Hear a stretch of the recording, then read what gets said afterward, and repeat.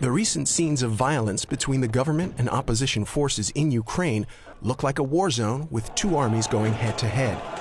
The visuals reflect a deepening divide that's pulling Ukraine in two different directions. One toward Russia.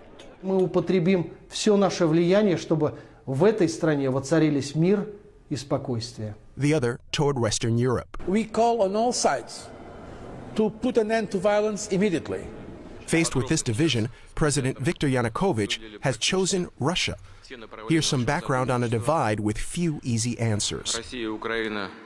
On the Russian side, Vladimir Putin has strong influence over Mr. Yanukovych. The two men have met repeatedly since the beginning of the protests. Putin promised billions in aid to Ukraine, and with the extended economic lifeline, Yanukovych continued to crack down on pro-Western activists at home. Russia has a variety of ways to exert influence.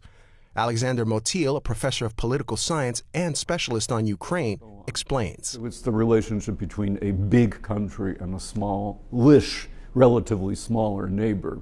Ukraine is highly dependent on Russia for natural gas, and without natural gas, much of the economy would come to a halt.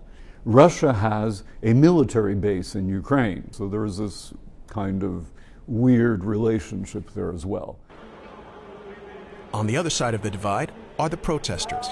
While public opinion is split, the movement has maintained support in the face of repeated crackdowns. Ми не бачимо зараз волі чинної влади і чинного президента до реального вирішення цього політичного, жахливого політичного. Це вже навіть не політичний. Це, знаєте, це такий людський конфлікт. Here's the geographical reality. This is Ukraine, with protests centered in Kiev. Through the lens of voting in the 2010 elections, two Ukraines are visible. In the West, there are mostly Ukrainian speakers who lean towards Europe. In that election, they opted for Yulia Tymoshenko, Mr. Yanukovych's now released rival. In the East, there's a predominantly Russian-speaking population.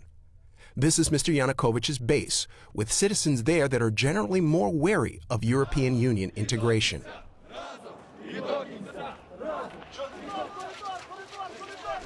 While the majority of protesters in Independence Square are from the West, many have also traveled to Kiev from the East. If you look at the two extremes, the two poles, then you do find two very different Ukraines.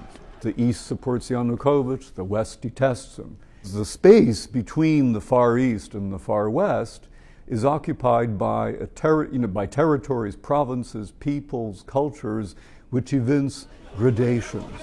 With a divided country, the search for some sort of compromise, with or without Mr. Yanukovych, will likely come in those gradations.